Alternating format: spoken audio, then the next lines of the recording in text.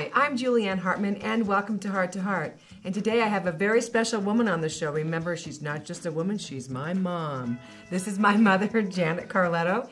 And my mom is just a plethora of information from we did about her healing to her life as a divorced woman back in the 70s. Right. Now we're going to talk about mortgage banking. And my mother was in the mortgage banking business for how many years? Mortgage banking for 28 years. 28 years. Wow, that's a long time.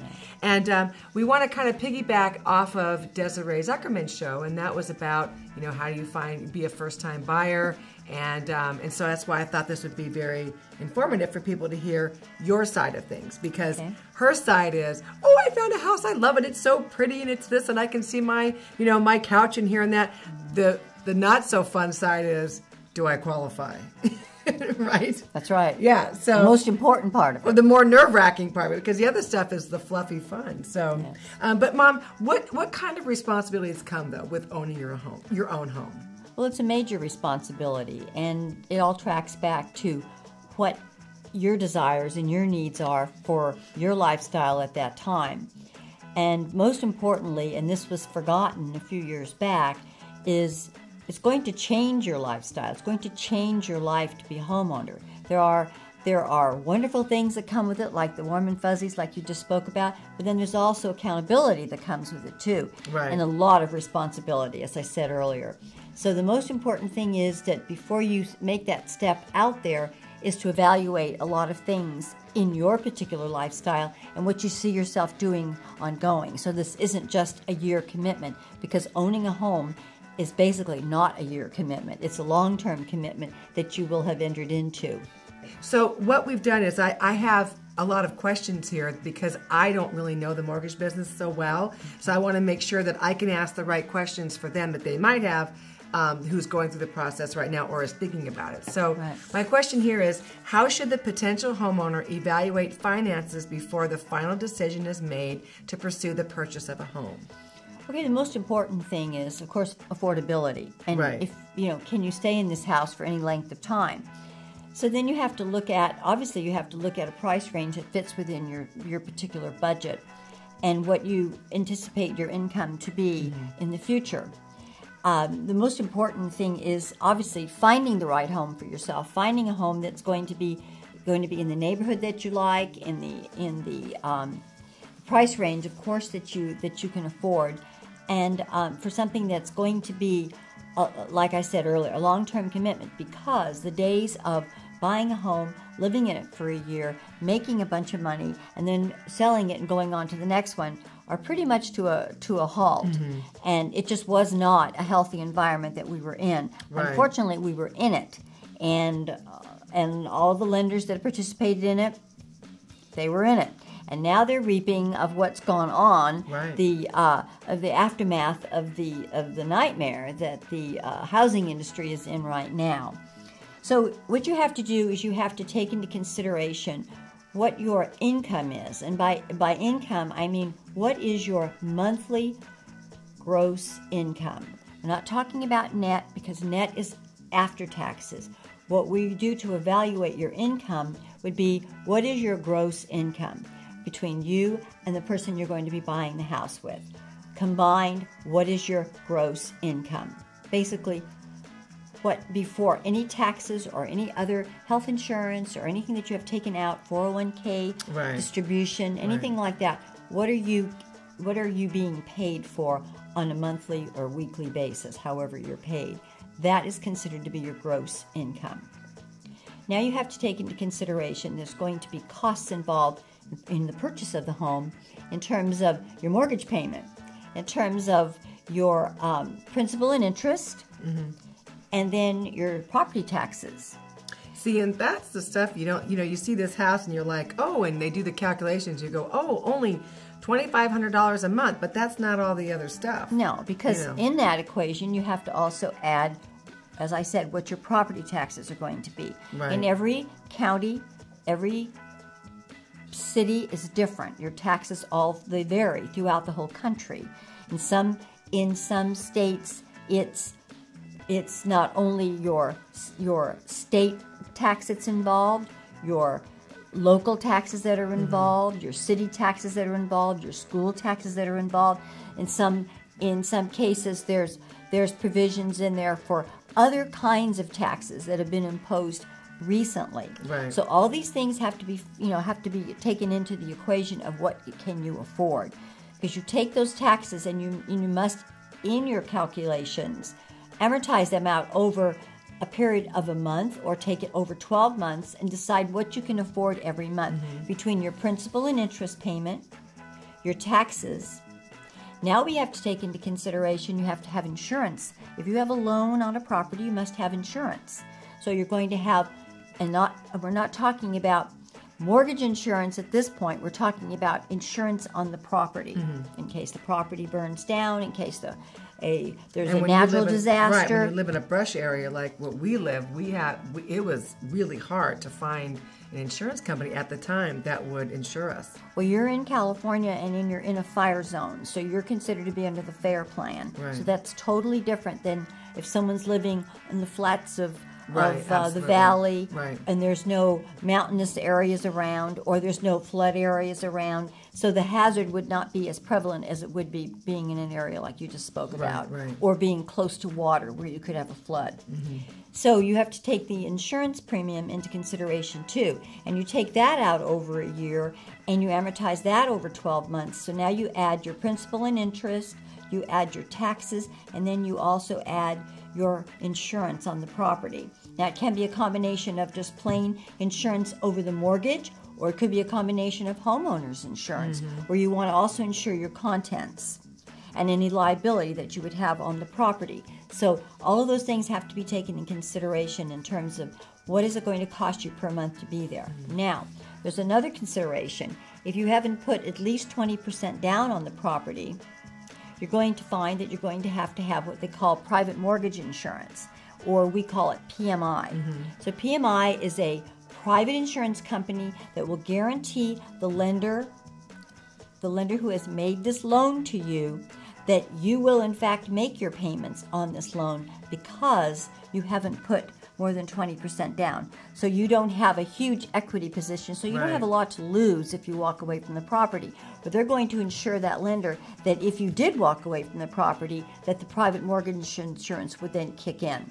Gosh, so with all this that's happened, what happened to the PMI companies? Did they all a lot of them are no longer around. Oh, I didn't even think about that. Yeah. That's right. So that is also going to be a premium, and that depends on what the balance of the loan is, as to what the premium is going to be. So now you have to factor that into your monthly payment. In addition to that, if you live in an area where you have homeowners association dues, those have to be factored in, and those are usually, they can be paid yearly or they can be paid monthly.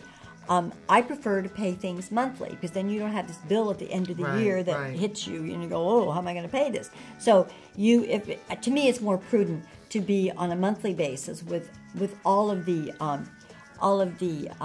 considerations, financial considerations with owning a home. So now you have your homeowners association dues, and they can range anywhere from $50 a month to $600 a month, depending upon where you live. If you live in a plain subdivision, with not a lot of amenities, like there's no tennis courts, there's no pool, they're just taking care of the exterior of the property for you, or whatever they're doing for the property, the homeowners association, it could be very low. If you live in a gated community, if you live in an area where there's pools and tennis courts, guess what? You're going to have a higher premium because there's more to take care of. And it's all disseminated out over the amount of people who live in the area in that specific subdivision, and then it's factored out like to a percentage of how many people live there opposed to what the price is for the overall maintenance of the subdivision. So then that portion would belong to you as a liability. Okay, so now we have the mortgage itself, principal and interest. Okay, then we have taxes, the property taxes. Taxes. Then we have the PMI. Your PMI, which is your private mortgage insurance. Okay. Insurance on the property.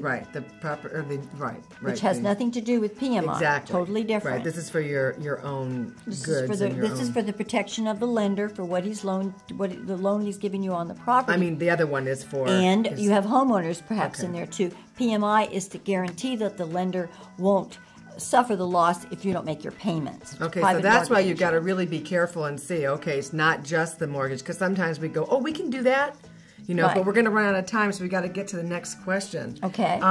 The next question is, how much will I be required to use as a down payment? Well, typically, see, we have a whole different scenario now than we did 3 years ago, beyond, way back. Right now, lenders are being very, very prudent in making financial decisions as to whether they're going to loan money or not. Yeah. Because we have millions of homes in foreclosure in this country today. And it could take 3 to 5 years to get out of this quagmire that we've gotten ourselves into Right. in terms of irrational lending, in terms of granting loans to people who had no ability to pay it back over time, with the anticipation that the house would appreciate in value to the point where they could just refinance, get their money back, and go on happily ever after. Well, it didn't work out that way because the houses have not appreciated in most areas. Right. They've depreciated. So now you have a loan-to-value situation. So in terms of being able to stay in your home, be very prudent about what I just talked about the affordability of the home. The most important thing that you can do is to align yourself with a competent lender, whether it be a bank or a private lender that you know of and you know that there's been a good success ratio with that company. I prefer going straight to the source, and that would be a bank. There's, all the banks that are in town, around town, all do mortgage loans. And you take out that middleman, and I would be more inclined to do that. However, mortgage brokers are fine too. It's just whatever you decide to do. Right. But you need to find yourself a qualified realtor, a realtor that knows the area you want to live in, a realtor that's familiar with your needs and your budget. Let them take you out and let them show you what their inventory is. And they will also adjust for the fact of what your comparables will be in that area. So, number one, make sure you can afford to look for this property, make sure you can afford to buy this property, and make sure you have a realtor that will take you to the right property. Okay, and then I think we have one more question. How do we get, this is a big one, but how do we get pre-qualified for a mortgage loan? Well, you do your own homework at first because no one knows your finances like you do. You do your own homework based on the principles that I gave you in the very beginning of what this house is going to cost you. And any website has a mortgage calculator on it. Nowadays, you go right to a website, and it'll tell you what your mortgage payment's going to be, what your proposed taxes would be, what your homeowners would be, what your insurance would be, and you'll get a grand total there. And then consult with a mortgage banker or a bank or a broker that can assist you in determining what you qualify for. Okay. And then the next step, of course, would be finding a very competent realtor that will help you out. Like Desiree Zuckerman. If you're in our area, the Walnut Acres, Calabasas, Malibu, Westlake, she's all over. And the name realtor goes with that. It's RELTOR, and it's a trademark name. It's an association. If you belong to Association of Realtors, then you're a competent realtor. Right. In most cases. Yeah, and what's cool is that she sends me, because I just like looking at houses. I'm not buying one, but she sends me this morning report I get every day, so I get to see what's for sale in my neighborhood. But on there, I can go in and hit, like, let's say for this house, I can find out how much it would cost me to put down. That's right. Like, I mean, for like if I put 20% down, 30%, 40%, so it's really cool what they've come up with. I'm sure that wasn't around back in the days when you were a realtor. We did everything by hand, and we carried big MLS books, because I was a realtor for years before I became a mortgage banker. So we just carried these enormous books around, and you had to thumb through all these books to find the right property. All that's changed. It's all different now. Makes it really simple, which is a good thing and a bad thing, because your temptations can sometimes get out of line. Absolutely. But we need to talk about a Bible verse with respect to what we've We just have our discussed. foundation scripture today, and that is Proverbs 3, 5 and 6. And Mom, you want to read it? It's right there. It says here, trust in the Lord with all of your heart, and lean not on your own understanding. In all your ways acknowledge him, and he shall direct your paths. And my advice to you is, make Christ the center of all of the decisions that you make. I've made some pretty poor decisions throughout my life, but since I know now that I must go to Christ and ask for the guidance that I'm going to need in order to make these decisions. Put Christ at the center of all the decisions that you're going to make, and you'll be coming out a lot better for it than if you just guess about it or go on your impulse. Yep, we do have to trust Him every single day. Well, I know we're out of time, so from my heart to yours, this is Julie Ann Hartman and Janet Carletto saying we will see you soon. Bye.